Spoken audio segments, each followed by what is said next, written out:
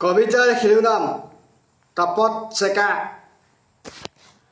মোৰ বিনিজ্য ৰজনীৰ বান্ধৈ দুগালৰ তপত চেকাবোৰে মোক শুব নিদিয়ে। খোলা খিৰিকীৰ ফাকেৰে ভাহি অহা কোনোবা অশৰীৰীৰ জোঙা নখবোৰ উদ্ভ্ৰান্ত কলিজাৰ শিহৰণত মৰম বিচাৰি ফুৰা এটা আত্মা।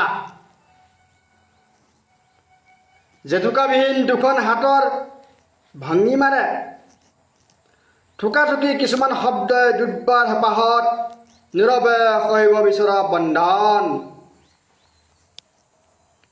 অস্বীকৃতিসূচক কিছুমান শব্দ যি আত্মাৰ পৰাই বহুত দূৰত। সিপাৰৰ ডিঙাত অশৰীৰ সংগীতৰ লহৰে মোক শুব